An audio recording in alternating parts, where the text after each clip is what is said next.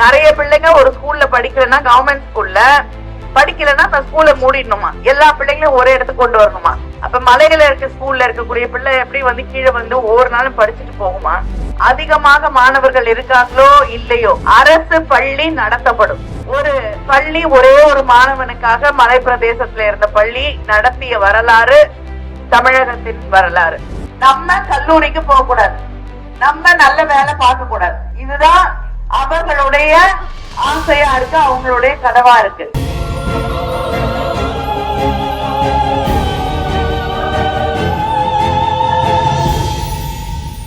நிகழ்ச்சியிலே கலந்து கொண்டிருக்கக்கூடிய நம்முடைய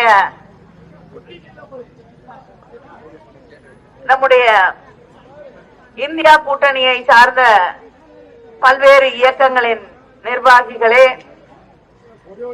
இங்கே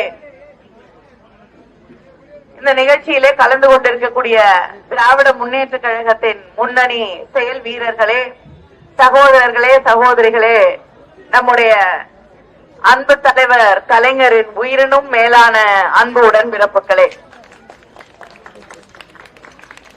உங்கள் அத்தனை பேருக்கும் என்னுடைய வணக்கத்தை, நன்றியை தெரிவித்துக் கொள்கிறேன். இந்த தேர்தலிலே நாம் ஒன்றை நினைவிலே வைத்துக் கொள்ள வேண்டும். பெருந்தலைவர் காமராஜர் அவர்களுடைய சிலையின் முன்னால் நின்று கொண்டிருக்கிறோம். அவருடைய கனவு என்ன? நம்ம வீட்டு பிள்ளைங்க எல்லாம் பள்ளிக்கூடத்துக்கு போய் படிக்கணும் இல்லையா? அதனாலதான் மதிய உணவு திட்டத்தையே அவர் கொண்டு வந்தார். இன்னைக்கு நம்முடைய முதலமைச்சர், அதுக்கப்புறம் தலைவர் கலைஞர் அவர்கள் அந்த மதிய உணவை சத்துணவு திட்டமாக மாற்றினார். இன்னைக்கு நம்ம முதலமைச்சர் அண்ணன் தளபதி அவர்கள் காலை உணவு திட்டத்தையும் கொண்டு வந்து ஸ்கூலுக்கு போற பிள்ளைங்க காலையில பசியோடு பட்டினியோடு இருக்கக்கூடாது என்பதற்காக காலை உணவு திட்டத்தை கொண்டு வந்து இன்று நாடு போற்றக்கூடிய விதத்திலே அதை செயல்படுத்தி கொண்டிருக்கிறார். தமிழ்நாட்டை பொறுத்தவரை அதிகமாக மாணவர்கள் இருக்காங்களோ இல்லையோ அரசு பள்ளி நடத்தப்படும். ஒரு பள்ளி ஒரே ஒரு மாணவனுக்காக மலை பிரதேசத்துல இருந்த பள்ளி நடத்திய வரலாறு தமிழகத்தின் வரலாறு. ஆனா இன்னைக்கு இருக்கக்கூடிய பிஜேபி புதிய கல்வி கொள்கை என்ற ஒன்றை கொண்டு வந்து அந்த கல்வி கொள்கையில என்ன சொல்றாங்க? நிறைய பிள்ளைங்க ஒரு ஸ்கூல்ல படிக்கலன்னா கவர்மெண்ட் ஸ்கூல்ல படிக்கலன்னா அந்த ஸ்கூலை மூடிடணுமா, எல்லா பிள்ளைங்களும் ஒரே இடத்துக்கு கொண்டு வரணுமா. அப்ப மலையில இருக்க ஸ்கூல்ல இருக்கக்கூடிய பிள்ளை எப்படி வந்து கீழே வந்து ஒவ்வொரு நாளும் படிச்சுட்டு போகுமா? இல்லனா 10 கிலோமீட்டர் தாண்டி ஒரு ஸ்கூல்ல வச்சா சின்ன பிள்ளைங்க வந்து படிச்சுட்டு போகுமா? பிள்ளைங்க வந்து படிக்கிறத பத்தி கவலை இல்ல. அதே போல கல்லூரி தலைவர் கலைஞர் அவர்கள் ஒவ்வொரு சின்ன சின்ன கிராம ஊர்லயும் கல்லூரி கட்டினாங்க, காலேஜ் கட்டினாங்க. ஏன்? கிராமத்துல இருந்து ஒரு பிள்ளை வந்து நகரத்துக்கு வந்து படிக்கணும்னா சொந்தக்காரங்க இல்லன்னா ஹாஸ்டல்ல தங்கி படிக்கணும்.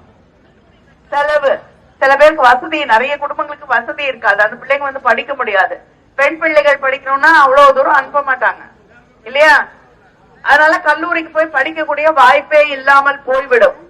அப்படிங்கறதுக்காக கல்லூரிகளை சின்ன சின்ன ஊர்களையும் கட்டி அந்த கல்லூரிகள்ல இன்னைக்கு நம்ம மாணவர்கள் படிக்கக்கூடிய வாய்ப்பை ஏற்படுத்தி இந்தியாவிலேயே அதிகமாக கல்லூரிகளிலே படித்தவர்கள், பட்டம் பெற்ற பெண்கள் ஆண்கள் இருக்கக்கூடிய மாநிலம் தமிழ்நாடு என்று சொல்லக்கூடிய அளவிலே நாம் உருவாக்கி வைத்திருக்கிறோம். அதே போல மருத்துவ கல்லூரிகள், ஒவ்வொரு மாவட்டத்திலையும் அரசு மருத்துவ கல்லூரி, கிராமப்புறங்கள்ல இருக்கக்கூடிய மாணவர்கள், வாய்ப்பு வசதி இல்லாத குடும்பங்கள்ல இருக்கக்கூடிய மாணவர்கள், ஒடுக்கப்பட்ட சமூகங்களை சார்ந்த மாணவர்கள் படிப்பதற்காக உருவாக்கி தந்தார்கள். இன்னைக்கு மோடியுடைய ஆட்சியில நீட்டை கொண்டு வந்து நம்ம பிள்ளைங்க மெடிக்கல் காலேஜுக்கு போக முடியாம ஒரு நிலைமைய உருவாக்கி வச்சிருக்காங்க. அதை தாண்டி இப்ப புதிய கல்விக் கொள்கையை கொண்டு வருவோங்கிறாங்க. கொண்டு வந்தா எல்லா கல்லூரியிலையும் நுழைவு தேர்வு, பிகாம் படிச்சாலும் சரி, பிஎஸ்சி படிச்சாலும் சரி, பிஏ படிச்சாலும் என்ட்ரன்ஸ் எக்ஸாம் இருக்கும். வேற பாடத்திட்டத்துல எப்படி நம்ம பிள்ளைங்க போய் படிக்கும்? நம்ம கல்லூரிக்கு போக கூடாது, நம்ம நல்ல வேலை பார்க்க கூடாது. இதுதான் அவர்களுடைய ஆசையா இருக்கு, அவங்களுடைய கனவா இருக்கு. அதனால நம்மள கொண்டு போய் 200 வருஷத்துக்கு முன்னாடி எப்படி அடிமையாக வைத்திருந்தார்களோ அதே ஒரு நிலையை உருவாக்கிட வேண்டும் என்பதுதான் நரேந்திர மோடி, பிஜேபி, RSS, சங் பரிவாருடைய ஆசை. இந்த நிலையை சமூக நீதிக்கு எதிரானவர்கள், இந்த நாட்டின் ஜனநாயகத்திற்கு எதிரானவர்கள், பார்லிமெண்ட்ல எந்த விவாதமும் நடக்காது. எழுத்து கேள்வி கேட்டா எல்லா பார்லிமெண்ட்ல இருக்கக்கூடிய எல்லாரையும் சஸ்பெண்ட் பண்ணுவாங்க.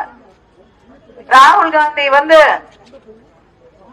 காங்கிரஸ் பேரியக்கத்தின் திரு ராகுல் காந்தி அவர்கள் கேள்வி கேட்ட போது, அம்பானி அதானியை பற்றி கேள்விகள் எழுப்பிய போது அவரை பாராளுமன்றத்திலிருந்து முற்றிலுமாக நீக்குவதற்கு அவர் மேல வழக்கு தொடரப்பட்டு தண்டனை வாங்கி தருகிறார்கள். மறுபடியும் போராடிதான் வர முடிகிறது. நம்ம ஊர்ல இவ்வளவு பெரிய பாதிப்பு, மழை, வெள்ளம் வந்தது. இப்ப சுத்தி சுத்தி வராருல்ல மோடி தமிழ்நாட்ட, இல்லையா? 2 நாளைக்கு ஒரு தடவை தமிழ்நாட்டுல இருக்காரு. அவர் போகாத மாவட்டமே இல்லைங்கிற அளவுக்கு சுத்தி சுத்தி வராரு, இல்லையா? மழை வந்தப்ப வந்தாரா? சரி, அவர் வரல. நிதி அமைச்சர் நிர்மலா சீதாராமன் அனுப்பினாங்க. அவங்க எதை பத்தி கவலைப்பட்டாங்க? கோயில சுத்தி சகதி இருக்குன்னு. நம்ம தவித்துக் கொண்டிருந்ததை பற்றி அவர்கள் கவலைப்படவில்லை. அதை விட போயிட்டு நமக்கு நிதி அனுப்புறாங்க, நிவாரணம் அனுப்புறாங்க. அனுப்புனாங்களா? சென்னையில புயல், மழை, வெள்ளம் பாதிப்பு, இங்கே புயல், மழை, வெள்ளம் பாதிப்பு. ஏதாவது ஒரு பைசா நிதி வந்திருக்கா? உங்களுக்கு வழங்கப்பட்ட அத்தனை நிவாரணமும் 6000 ரூபாய் இருக்கட்டும், அதை தாண்டி வீடு கட்டுவதற்கு, வீடு முழுவதுமாக பழுதடைந்திருந்தால் 4 லட்சம் ரூபாய். அதே போல ஆடு மாடுகளை இழந்தவர்களுக்கு நிவாரணம், மீனவர்களுக்கு நிவாரணம், விவசாயிகளுக்கு உதவி. இது அத்தனையும் செய்தது நம்முடைய முதலமைச்சர் அவர்கள், முத்துவேல் கருணாநிதி ஸ்டாலின். 5 பைசா கொடுக்கல நரேந்திர மோடி. நம்ம நிதியெல்லாம், நம்ம வரியெல்லாம் வாரி கொண்டு போறாங்க டெல்லிக்கு. திருப்பி நமக்கு என்ன கொடுக்கறாங்க? 1 ரூபாய்க்கு 29 பைசா. ஆனா மற்ற மாநிலங்களுக்கு, அவங்க ஆட்சியில் இருக்கக்கூடிய மாநிலங்களுக்கு அள்ளி அள்ளி கொடுக்கறாங்க. இப்படி தொடர்ந்து தமிழகத்திற்கு துரோகம் செய்து கொண்டிருக்கக்கூடிய ஒரு ஆட்சியை நாம் நிச்சயமாக நீடிக்க விடக்கூடாது. பெண்களுக்கு எந்த பாதுகாப்புமே இந்த ஆட்சியில இல்ல. கேட்டா சொல்லுவாங்க நாங்க பெண்களை மதிக்கிறோம்னு. 44 எம்பிக்கள் மேல பெண்களுக்கு எதிரான குற்றங்களை செய்ததற்காக, குழந்தைகளுக்கு எதிரான குற்றங்களை செய்ததற்காக வழக்கு இருக்கு. அவங்களதான் வேட்பாளரை நிக்க வச்சு இன்னைக்கு எம்பியா இருக்கக்கூடியவர்கள் பிஜேபியில 44 பேர் மேல வழக்கு இருக்கு. இதுதான் இவங்க பெண்களை காப்பாற்றுற லட்சணமா? இப்படிப்பட்டவர்களுக்கு எந்த காலத்திலும் நாம் வாக்களித்து விடக் கூடாது. கொடுத்திருக்க வாக்குறுதி எதையுமே நிறைவேற்றினதில்லை. நம்முடைய முதலமைச்சர் அவர்கள் கலைஞர் மகளிர் உரிமை தொகை வழங்குகிறேன் என்று சொன்னார்கள். இன்னைக்கு 1,15,00,000 சகோதரிகள் அந்த மகளிர் உரிமை தொகையை வாங்கி கொண்டிருக்கிறார்கள். ஒருவர் இருவர் விடுபட்டிருந்தால் நிச்சயமா தேர்தல் முடிஞ்ச உடனே அவர்களுக்கு முகாம் வைக்கப்பட்டு அந்த மகளிர் உரிமை தொகை வந்துடும். வருமா ஒருத்தர் 2 பேருக்கு விடுபட்டிருக்கு, வந்துடும். உங்க 2 பேருக்கோ இன்னொரு வேற யாருக்கோ வரலையோ அவங்க எல்லாருக்கும். ஏன்னா எல்லா ஊர்லயும் வாங்குறவங்க அமைதியா இருந்துடுறாங்க. சரியா? நீங்க வாங்குறீங்களா? Very good. அதனால கிடைக்காதவங்களுக்கு நிச்சயமா இன்னும் தேர்தல் முடிஞ்ச உடனே அந்த முகாம் வச்சு யார் யாருக்கெல்லாம் விடுபட்டிருக்கோ எழுதி வாங்கி நிச்சயமா கொடுக்கணும்னு முதலமைச்சர் அவர்கள் தெரிவித்திருக்கிறார்கள். அது கொடுக்கப்படும். அதே போல கேஸ் சிலிண்டர் விலை இப்ப எவ்வளவு விக்குது? மோடி ஆட்சிக்கு வரும்பொழுது 410 ரூபாய், இப்ப 1000க்கு மேல 200, 500, 300, 100 அப்படின்னு ஆடிக்கிட்டு இருக்கு இல்லையா? அதனால நம்முடைய ஆட்சி அங்கே ஒன்றியத்திலே வந்தவுடன், டெல்லியிலே ஆட்சி மாற்றம் வந்தவுடன் சிலிண்டர் விலை எவ்வளவு தெரியாதா? எவ்வளோ? 500 ரூபாய். உதயசூரியனுக்கு தான் கேஸ் சிலிண்டர் விலைக்கும் தான்.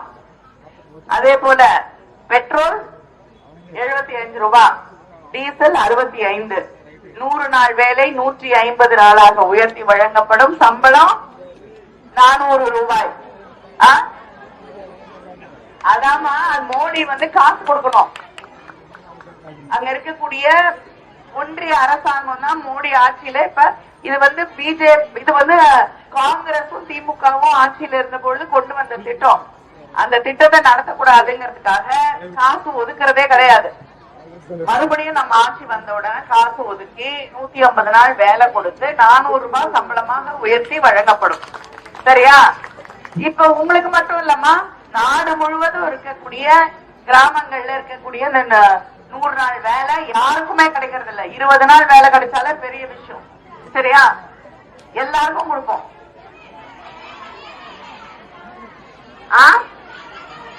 100 நாள் வேலை இல்லையா? இருங்க, நான் இவ்வளவு நேரம் சொன்ன கேட்க வேண்டாமா? அதான்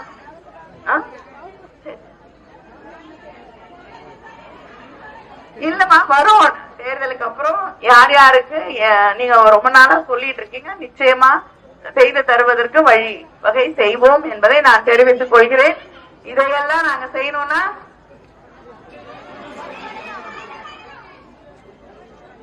என்ன பண்ணணும்? உதயசூரியனுக்கு வாக்களிக்க வேண்டும்.